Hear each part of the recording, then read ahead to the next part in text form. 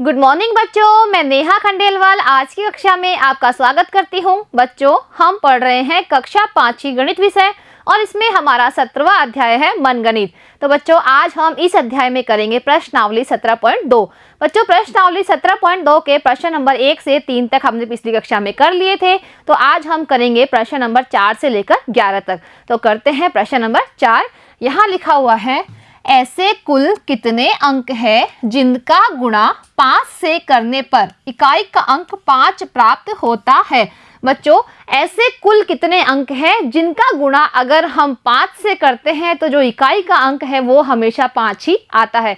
तो बच्चों, ऐसे हैं कुल 5 अंक और वो 5 अंक कौन कौन से हैं? 1, 3, 5, 7 और 9। ये पांचों अंक ऐसे हैं, इनको अगर हम 5 से गुणा करते हैं तो इकाई का अंक हमेशा 5 ही आता है। तो करके देखते हैं बच्चों इन सबको 5 से गुणा।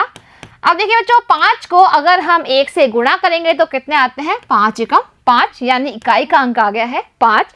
अगर 5 को हम 3 से गुणा करते हैं तो 5 तिया 15 होते हैं, इसमें भी इकाई का अंक आ गया है 5।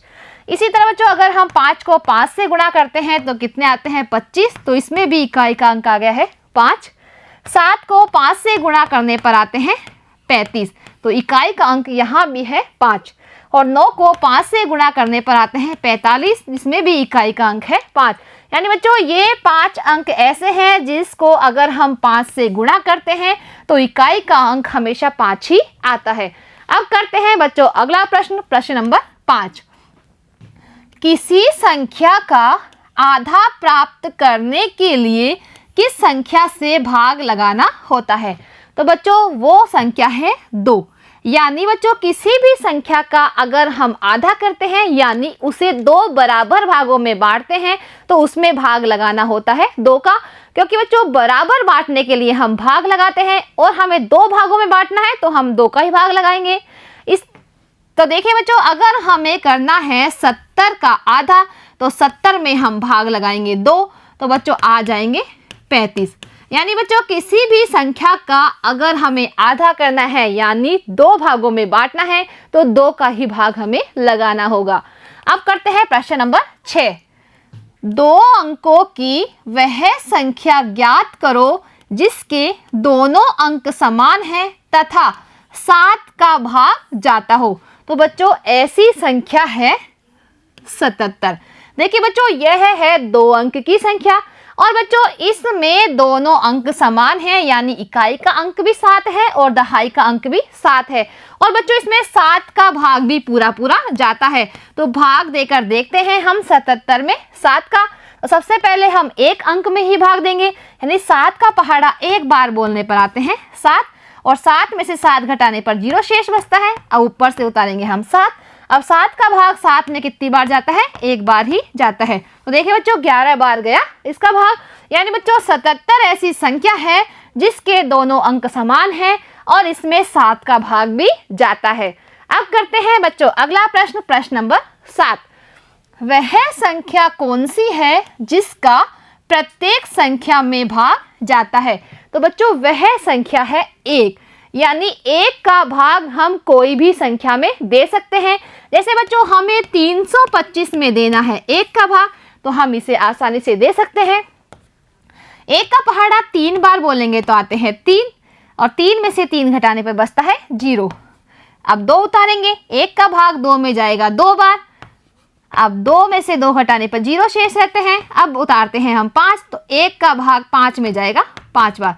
यानी बच्चों 1 ऐसी संख्या है जिसका भाग हम सभी संख्याओं में दे सकते हैं। अब करते हैं बच्चों अगला प्रश्न, प्रश्न नंबर 8। 9 व 6 में क्या संक्रिया कराई जाए कि उनका उत्तर 54 प्राप्त हो? अब बच्चों हमारे पास 2 अंक हैं, एक है 9 और एक है 6। अब इन दोनों में हम कौन सी संक्रिया करवाई जाए? अब बच्चों संक्रिया कौन कौन सी होती है? जोड़, बाकी, गुणा और भाग। इन चारों संक्रियाओं में से हमें देखना है कि इन दोनों के बीच में करवाने से संक्रिया उत्तर कितना आए? 54 आए। तो देखिए बच्चों, सबसे पहले हम जोड़ करके देखते हैं, यानी 9 में अगर हम 6 जोड़ेंगे तो कितने आते हैं? 15। तो बच्चों यह संक्रिया नहीं हो सकती है क्योंकि इसमें उत्तर आ रहा है 15 और हमें उत्तर कितना चाहिए? 54। अगर बच्चों हम घटाने वाली संक्रिया करते हैं तो 9 में से 6 घटाने पर बचते हैं 3, तो यह भी नहीं हो सकती है क्योंकि हमें कितना उत्तर चाहिए? 54। अगर बच्चों हम गुणा वाली संक्रिया करवाते हैं तो 9 गुणा 6 हम करके देखते हैं, तो 6 का पहाड़ा 9 बार बोलने पर आते हैं 54। यानी बच्चों यह संक्रिया बिल्कुल सही है। इसका मतलब है कि 9 और 6 में हम गुणा की संक्रिया करवा सकते हैं, जिससे कि हमारा उत्तर आएगा 54। अब करते हैं बच्चों अगला प्रश्न, प्रश्न नंबर 9। यहाँ लिखा हुआ है 6 और 3 में क्या संक्रिया कराई जाए कि उत्तर 2 प्राप्त हो।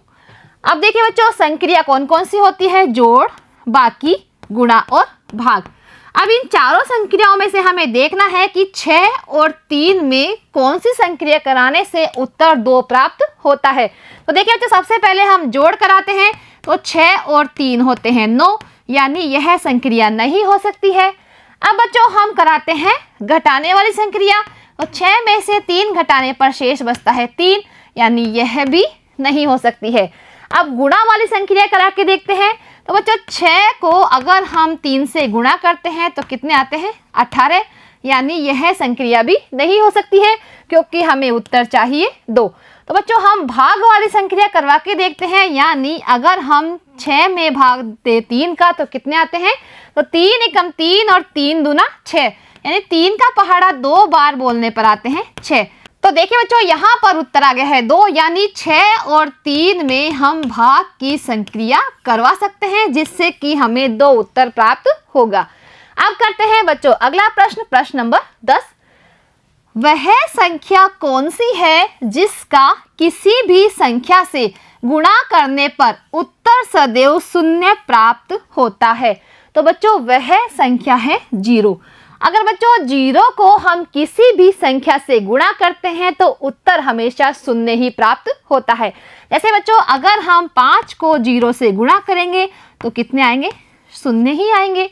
इसी तरह बच्चों अगर हम 26 को 0 से गुणा करेंगे तो 0 का पहाड़ा 6 बार बोलने पर 0 आता है, और 0 को 2 से गुणा करेंगे तो भी 0 ही आता है, क्योंकि बच्चों 0 के पहाड़े में हमेशा 0 ही आता है। यानी बच्चों अगर हम 0 को किसी भी संख्या से गुणा करते हैं तो हमेशा उत्तर 0 ही आएगा, यानी 0 ही आएगा। अब करते हैं प्रश्न नंबर 11। 2 अंकों की सबसे छोटी संख्या ज्ञात करो जिसमें 2 व 3 दोनों का भाग जाता है।